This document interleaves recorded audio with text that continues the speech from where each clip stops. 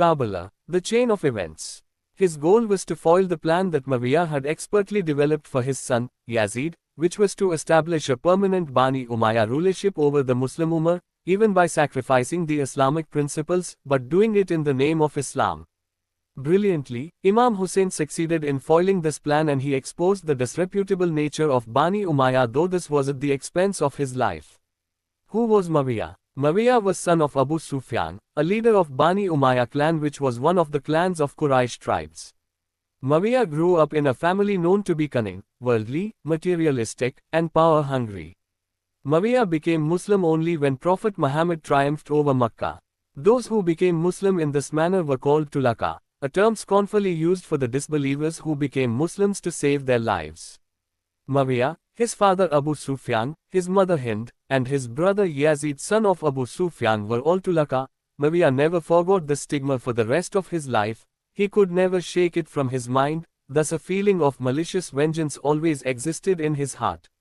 Muawiyah's character and aspirations were entirely opposite to that of his sister, Habiba, who was one of the wives of the Holy Prophet. Unlike Muawiyah, Habiba was a sincere believer and a pious person. Omar, the second Caliph, appointed Muawiyah's brother, Yazid, son of Abu Sufyan, as the governor of Syria when the Muslims captured the territory from the Byzantines. Within a few years, Yazid, son of Abu Sufyan, died of a disease, and Omar appointed Muawiyah in his brother's place as the governor. Upon coming to power, Muawiyah took advantage of the rich public treasury of Syria, using it personally to buy favors and influence people. Thus he built a large base of support among some tribes, almost to the fanatic level. He used this to his advantage in later years to form a network of informants, spies, against Ahlul Bayt and their devotees. Jamal confrontation. When Imam Ali became Khalifa, he decided to remove Muawiyah immediately, notwithstanding Muawiyah's strong base of support. At that time, Muawiyah had been the governor of Syria, Palestine, and Jordan for 17 years. Muawiyah became defiant. He refused to obey Ali's orders. Brazen and unabashed, he even declined to recognize Ali or give allegiance of loyalty to him. Also in defiance, Muawiyah established a parallel government in Greater Syria, and started a campaign of treacherous accusations and malicious rumors against Imam Ali. He falsely blamed Imam Ali for the killing of Uthman, the third Caliph, and urged people to take up arms against the Imam. He spread these notorious accusations constantly to incite an uprising against Ali. At the same time, Aisha, the Prophet's widow, became highly vocal against Imam Ali. She called for taking revenge for the blood of Uthman. As a result, a party of 3,000 insurgents supported by Sahaba, companions, such as Talha and Zubair, along with Aisha, headed toward Basra. The insurgents, upon reaching Basra, clashed with the local authorities and finally occupied a portion of Basra. Soon after the occupation, these insurgents spread a reign of terror among the people, killing no less than 600 local Muslims, pilfering the treasury and stealing the arms supplies of the armory. As a Khalifa in charge, Imam Ali could not ignore the situation. He had to act and restore peace and order. He ordered his forces to proceed to Basra. As the Imam's forces reached near Basra, Imam Ali tried to persuade the insurgents led by Aisha, Zubair and Talha to change their minds and avoid confrontation, but he did not succeed. A battle broke out, though Zubair elected not to fight. Talha was wounded, then bled to death. Thousands of people lost their lives. Aisha fell down from the camel after it was disabled, but luckily she was not hurt.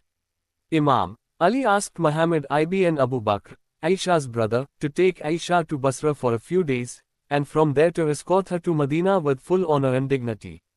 Upon leaving Basra, Al-Hasan and Al-Hussein accompanied the Prophet's widow for some distance before bidding her farewell. Imam Ali stayed in Basra for a few weeks to restore law and order. He compensated for the dead, and decided to forgive and absolve all who fought against him, exactly as the Prophet had done when he triumphed over Makkah 40 years earlier. Battle of Siffin. Upon returning to Kufa, Imam Ali immediately prepared for the anticipated clash with Muawiyah. The defying Muawiyah continued to violate the Islamic principles by personally using the public treasury for espionage and buying people's loyalty. The people of Syria fully believed him and the false picture he presented. Ultimately, this resulted in a confrontation called Battle of Siffin. When the troops of the two sides met at Siffin, the battle saw ferocious fighting for 9 days when Muawiyah's forces were near collapse. His troops were fleeing and in disarray, and their retreat was in massive disorder, running helter-skelter. Muawiyah was alarmed, tense and frightened, preparing to run away, when he learned of a clever trick. The trick was indecent and unbecoming. It was to make the Holy Quran as an instrument and exploit it, to use it as a tool to his advantage. Muawiyah seized on this immediately and commanded his fighters to raise 500 Holy Qurans on tips of spears, in order to stun the troops of Imam Ali. As jolting as it was, this maneuver did break the onslaught and the momentum of Ali's fighters, for they were very pious men. But Imam Ali was quick to recognize this deceit. He knew how deceptive Muawiyah was, and now that being near collapse, Muawiyah wanted to save his neck at the expense of the Quran itself. With that in mind, Ali urged his generals not to halt, but to keep fighting since victory was almost at hand. Alas, Ali's generals and fighters were in shock, for the sight of the Holy Quran high on spearheads was startling to say the least. They could not take it. Not willing to fight, they wanted to accept Muawiyah's offer to halt the fighting and negotiate instead. The termination of the battle in this manner and the consequences thereof proved to be disastrous to say the least, especially for Ahlul Bayt and Islam. It is said that there was a conspiracy between Amr ibn al-As of Muawiyah's side, and Ashayat ibn Qais, a general in Imam Ali's camp, who was working as a spy against Ali, secretly working as an agent for Muawiyah. In this battle 45,000 men lost their lives in Muawiyah's camp, and about 25,000 in Ali's camp. Many men of high caliber from both sides died, especially Ammar ibn Yasir, the great companion of the Prophet, who was 90 years old and fought on Imam Ali's side against Muawiyah. After Siffin, Imam Ali's generals, who stopped the battle to negotiate with Muawiyah, did not pick the right person for the negotiation. They unyieldingly refused to accept Imam Ali's choice. Instead they picked Kufa's governor, Abu Musa Ash'ari, an incompetent governor who had been previously dismissed from office by Imam Ali. Muawiyah appointed Amr ibn al-As, a shrewd and cunning man, to be his representative in the negotiation. Negotiation between the two sides did not take place for about 1 year. When the two negotiators came face to face, it was clear that Ash'ari's capability was no match for his opponent Ibn al-As. In the negotiations, Ash'ari proposed that both Muawiyah and Imam Ali were to abdicate and to let the people hold election for the Khilafah. Amr ibn al-As, a deceptive man at best, quickly agreed to Ash'ari's proposal and asked Ash'ari to first announce the agreement. Ash'ari stood up and announced, "O people, we have agreed not to consider Ali or Muawiyah for Khilafah. You may choose or elect whomever you think is fit." The cunning Amr ibn al-As stood up next to say, "O people, I won't consider Ali for the Khilafah. But Muawiyah, in my opinion, is the person for that office." Upon hearing this, and feeling deceived, the people screamed disapprovingly, and uproar was the result. Imam Ali's camp was in shock. They were double-crossed, deceived and lied to. They felt deeply cut. Amr's double-crossing and deception was simply beyond their imagination. They left the place bewildered and utterly disappointed. Because of this, a large group of Imam Ali's supporters defected to form a separate group called Kharijis, meaning the outsiders. The Khariji became fanatically opposed to Imam Ali and Muawiyah. Some of their members met secretly in Makkah and drew a plan to assassinate Ali in Kufa, Muawiyah in Syria, and Amr ibn al-As in Egypt. 3 fanatics took the responsibility. They were to attack their victims in the morning, the same day, as the would-be victims were going to the mosque to lead the morning salat. Ibn Muljim attacked and fatally wounded Imam Ali, whereas Muawiyah escaped with a light wound of his buttock. Amr ibn al-As was ill that day and his replacement was killed by the Khariji. Imam Ali, in wounded condition, conferred the imamah and the reign of the Islamic nation to his 37-year-old son Al-Hasan. Peace agreement between Imam Al-Hasan and Muawiyah. Imam Hassan faced extremely difficult conditions from the start. He observed that fear, anxiety and much distress were ever present in Kufa, Basra, Medina and other towns. The anxiety, uncertainty and insecurity were caused by Muawiyah's ill-dealing of sincere Muslims. Muawiyah had spread secret agents all over to defame Ahlul Bayt. Imam Hassan knew that his father Imam Ali had stood like a lion in all difficulties and fought battles against Muawiyah, but these confrontations had resulted in heavy casualties on both sides. a mass-scale family devastation was visible everywhere. Considering all circumstances, Imam Hassan discussed the matter with his brother Hussein and other relatives. He revealed to them that in order to end the bloodshed and to provide a reasonable safety and security to the Ummah, he would make a peace agreement with Muawiyah and abdicate until after Muawiyah's death. After a few days of careful consideration, Imam Hassan accepted an agreement as per the terms dictated by the Imam and agreed to by Muawiyah. Four noteworthy terms of this agreement were: people of Syria, Iraq, Hijaz, Yemen and other places shall enjoy amnesty against persecution, friends and companions of Imam Ali and all their women and children shall be protected from all dangers. Muawiyah is to immediately stop the use of abusive language with reference to Ahlul Bayt, cursing Imam Ali after Salat of Jumu'ah, and Muawiyah shall not appoint anyone as his successor. Once the treaty was signed, Imam Hassan and brother Hussein moved out of Kufa and settled in Medina. Over there both Imams lost no time in holding nightly meetings for Islamic discussions. The nightly meetings proved very successful and gained tremendous popularity. More people started to attend, to hear the Imams give of their fountain of knowledge on Islam and humanity. The reputation of these meetings began to fly to faraway places. People from as far away as Egypt, Iraq, Yemen, and other distant areas traveled to Medina to learn about the Islamic values.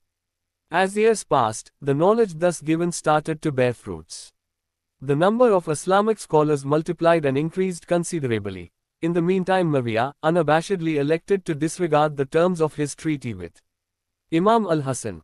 He sent secret agents to terrorize, kidnap, or even kill innocent people, especially those who were loyal to Ahlul Bayt. Instead of helping the needy with the public treasury, Muawiyah's governors and their surrogates used the public treasury for personal use, freely and excessively as they wished. Freedom suddenly died, and dictatorship took its place. Muawiyah gathered a very large number of collaborators who unabashedly would do anything for money. Muawiyah's plot to poison Imam Hassan. It was Muawiyah's ardent desire to impose his son Yazid, who had been named after his uncle, upon the Muslims by making him the succeeding Khalifa, despite the fact that Yazid was the playboy of the time, with many evil habits including gambling, heavy drinking, and indulgence in the pleasures of the flesh. But the peace agreement would not permit Muawiyah to appoint Yazid as his successor. According to the agreement, Imam Hassan would immediately become Khalifa upon Muawiyah's death.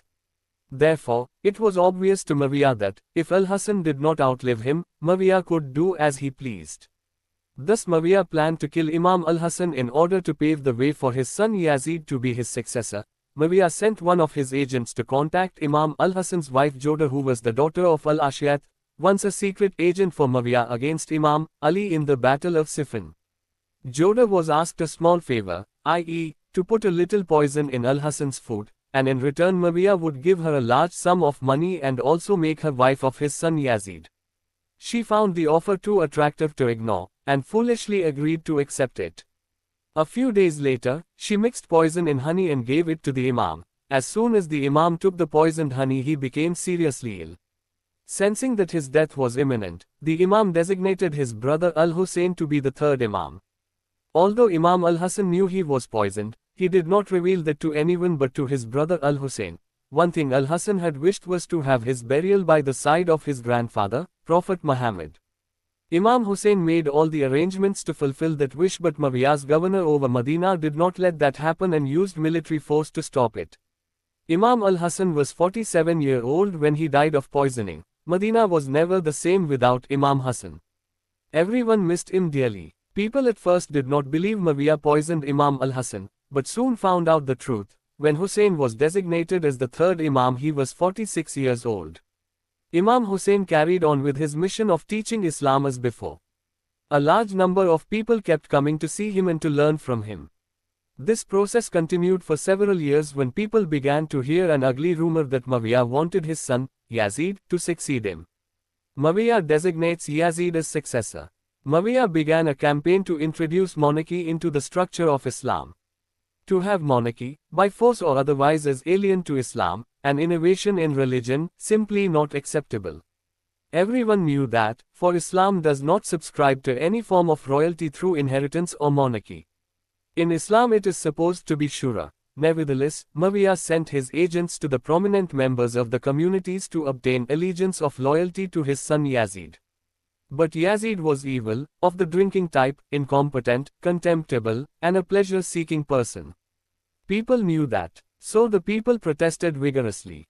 There was anger everywhere, emotions went sky high. To calm people down, at least temporarily, Muawiyah decided to send his son Yazid to Makkah for the pilgrimage. Yes, Yazid did go to Makkah, but only after taking alcohol with him as well as a chorus of girls for his entertainment. Muawiyah dies. Muawiyah was getting older day by day. At the age of 75, he became seriously ill. He was nearing death. He lay weak and lifeless as if something was choking and strangling him. He felt tortured and tormented, and continuously cried for mercy.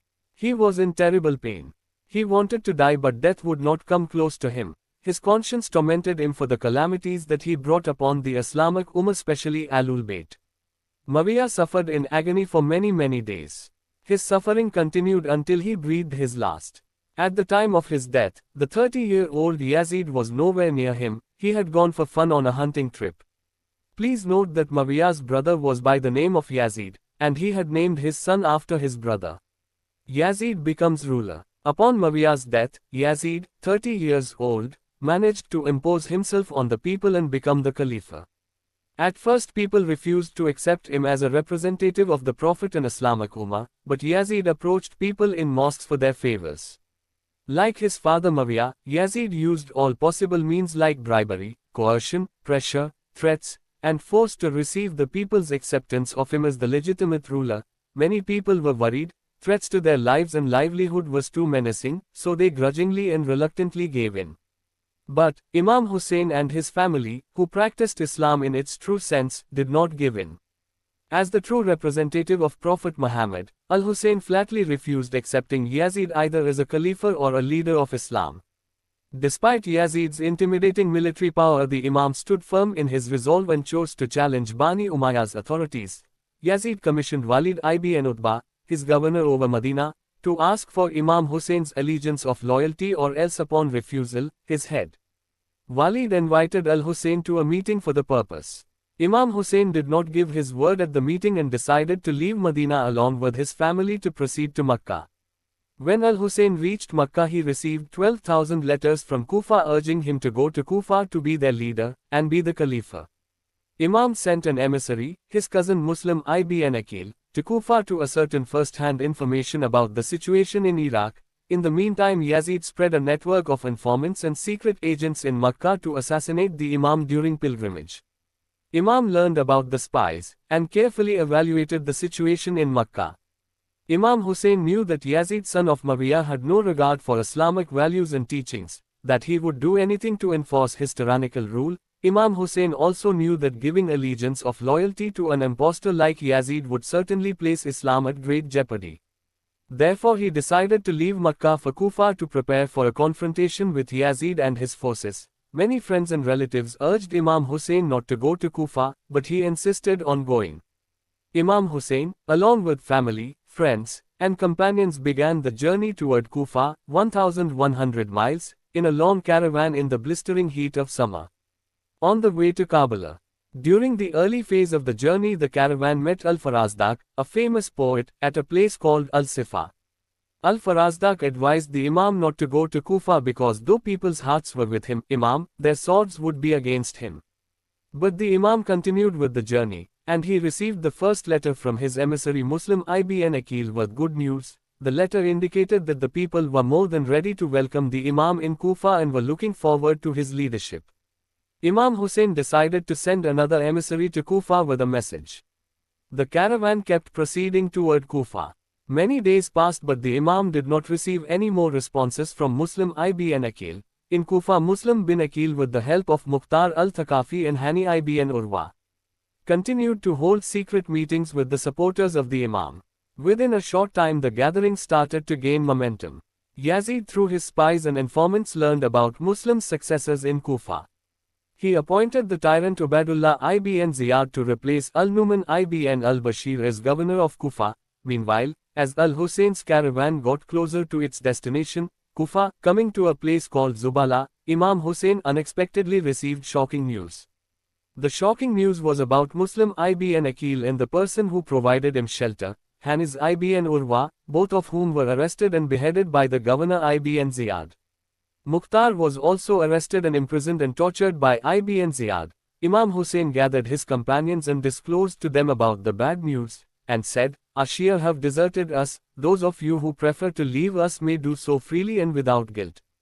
Becoming scared, some companions left the caravan. Imam Hussein continued with the journey along with close companions and family members until he was face to face with 1,000 horsemen led by Har al-Riyahi representing the enemy. The enemy army blocked the camps of Imam Hussein from advancing. Tension started to rise between the two.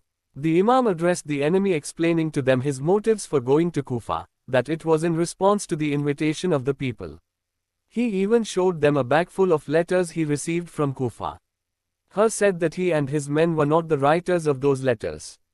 Imam told them that if they did not like him to advance with the journey, he was prepared to return to Hijaz. Har replied, "We are commissioned to follow you until we take you to Governor ibn Ziyad," and suggested to the Imam to go towards a station which is neither Kufa nor Medina. Imam Hussein found the proposal fair and turned the caravan away from Kufa. Har and his army marched parallel to the Imam. The two sides reached a village called Nineveh where ibn Ziyad's messenger, Yazid's governor over Kufa, delivered a message to her. The message read, "Force Hussein to a halt. But let him stop in an open space, without vegetation or water." Har conveyed the contents of the letter to Imam Hussein. The Imam, his family and companions defiantly resumed their journey and reached a place where another enemy force blocked their move and forced them to stop. When Imam Hussein learned that the place was called Karbala, he felt he reached the destination and ordered his camp to be set up. That day was 2nd of Muharram, Hijri 61. Karbala. Upon learning that his army had succeeded to lay a siege around the Imam's camp, Governor ibn Ziyad sent additional military units to Karbala and appointed Umar ibn Saad in charge. Imam Hussein opened a dialogue with Umar ibn Saad and convinced him to lift the siege so that the Imam with his family and companions could leave Iraq. Umar ibn Saad liked the Imam's proposal and sent a message to Governor ibn Ziyad notifying him about the results of the talks with Imam Hussein. Ibn Ziyad also found the Imam's proposal acceptable. However, before agreeing to it officially, Shimr bin Dil-Jawshan opposed it strongly. As a result, Ziyad wrote a letter to Umar ibn Saad commanding him to either go to war with Imam Hussein or be relieved of his duties as commander of the army, and Shimr would not only replace him but dispatch Ibn Saad's head to Kufa. Umar ibn Saad got the letter. After pondering over the consequences, he decided to fight Imam Hussein. On the 7th day of Muharram, he moved his troops closer to the camp and began to surround the Husseini camp. Ibn Saad laid a blockade around the camp to cut it off from access to the river Euphrates, to deprive it of water in a move to force them to surrender. 2 days later, on the 9th of Muharram, the enemy's military forces closed in on the camp of Imam Hussein. Imam asked his brother, Abbas, to talk to Ibn Saad and request a delay of the aggression by one night. Umar ibn Saad agreed to the demand. He ordered his troops to delay the aggression till next morning. Imam Hussein and his pious companions spent that night in prayers. During the night, the Imam told the companions, "The enemy is interested in none but me alone. I'll be most delighted to permit each and every one of you to go back, and I urge you to do so." All companions screamed in response, "By Allah, never, never. We will either live with you or die together with you." Ashura. Finally, the day of Ashura dawned upon the soil of Karbala. It was the day when jihad would be in full bloom, blood would be shed, 72 innocent lives would be sacrificed, and a decisive battle would be won to save Islam and the Ummah. It had been a few days since the water supply was cut off by the enemy. Children were crying for water, the women were desperate for water. Zainul Abidin, the son of Imam Hussein, was sick with fever. The suffering from the thirst was too painful to bear. And despite this, not a single person in the camp made any complaints or even questioned the mission of Imam Hussein. Each member supported the Imam wholeheartedly and enthusiastically. Next morning, Imam Hussein went out of the camp and saw Umar ibn Saad mobilizing his troops to start the hostility. He stared at the intimidating army, and as large as it was, Imam Hussein showed no signs of compromise. Imam Hussein raised his hands in prayer, "O Allah, It is thee in whom I trust amid all grief. You are my hope amid all violence. Thou art my refuge and provision in everything that happens to me. How many grievances weaken the heart, leaving me with no means to handle them, during which friend deserts me, and enemy rejoices in it. I lay it before thee and complain of it to thee, because of my desire in thee, thee alone. You relieve me of it and remove it from me. Thou art the master of all grace, the essence of goodness, and the ultimate resort of all desire. Before the actual engagement was to take place, the previous commander of the enemy force, felt his conscience violently stirring. He was in turmoil. Upon realizing the gravity of the situation, he suddenly broke away from Umar ibn Sa'ad's camp, along with 2 others. They rushed toward Imam Hussein to join his camp. His heart was jumping with joy, his mind relieved of an agonizing tension. His defection worried Umar ibn Sa'd very much, lest others do the same and defect. So Umar ibn Sa'd threw an arrow in the air to indicate the start of the battle. This was the outset of a catastrophe and a tragic event that Muawiyah had once conceived to happen. The battle. Imam Hussein's supporters insisted on being the first to fight. Therefore, they took the brunt of the enemy attack. The battle was ferocious. Within a short time the Imam's supporters slay a large number of the enemy fighters. They were on the offensive and the enemy on the defensive. This caused apprehension and confusion in the enemy military, the 72 of Hussein's against the 5,000 of the enemy, some say 30,000, being on the defensive. So worried and nervous, the enemy commander-in-chief ordered his army not only to set fire to the Imam's tents, which were occupied mostly by frightened females and children, but at the same time reinforced his fighters with more troops. The heroes began to fall. They were men of valor welcoming martyrdom, and they fell one after another, for the enemy was overwhelming in number. By noontime the Imam stopped the fight to perform the Salat prayer. By this time those left were mainly his family and a few supporters. They performed the Salat together. 2 supporters were guarding the performers of Salat. The enemy was standing still, watching. When Salat was finished, one of the guards fell dead. There were 17 arrows in his back. Ali Akbar, Hussein's son, obtained permission to fight and dashed toward the enemy. He engaged them in fierce fighting, falling on them like thunder, slaying numerous fighters. He continued to move forward, deep inside the enemy. The enemy was overpowering in number. It overwhelmed him, cutting him with swords and spears, and his body became nothing but wounds gushing blood, until he died. Imam Hussein rushed to the area and picked up the wounded limp body and brought it to the appalled camp. His sister and others in the camp were horrified and shocked at the scene. Abbas and 5 other brothers of Imam Hussein went to fight. They also engaged the enemy in a fierce fighting, almost doing the impossible. Abbas went toward the river to bring some water for the thirsty children. While he was returning on his horse with the water, he was attacked by a large horde of the enemy, overwhelming and severely wounding him. As much as he tried, Abbas could not save the water. He fell from his horse to breathe his last. Next to the battlefield went the sons of Imam al-Hassan and Zainab and their cousins, about 17 of them. They were all in their teens, but each stood bravely, believing in the mission, facing a formidable enemy, and showed no less enthusiasm in their quest to embrace the martyrdom. Al-Hussein and his baby. By the afternoon 70 brave persons had sacrificed their lives in Karbala to save Islam. All had fought under nerve-wracking conditions, severe thirst, dehydration, exhaustion, and agonizing feeling of what would happen to the family of the Prophet afterwards. Hussein endured all that and more, for he saw all his beloved ones brutally cut to pieces, including children. Remaining the only one, Imam Hussein was to face the enemy head-on. Precisely at that moment Imam Hussein heard his baby crying incessantly, agonizing because of the thirst. Imam Hussein's love for his family was unbound, especially for a suffering baby.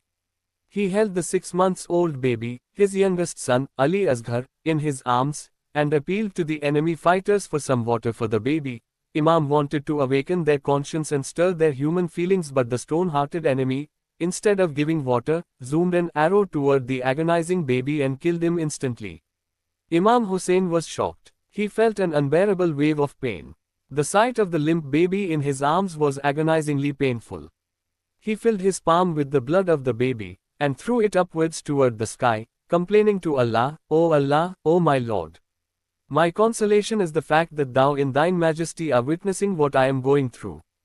Al-Hussein by himself. Imam Hussein was alone, one man against thousands. He took them on, fighting them bravely, and kept fighting, receiving many wounds in the process.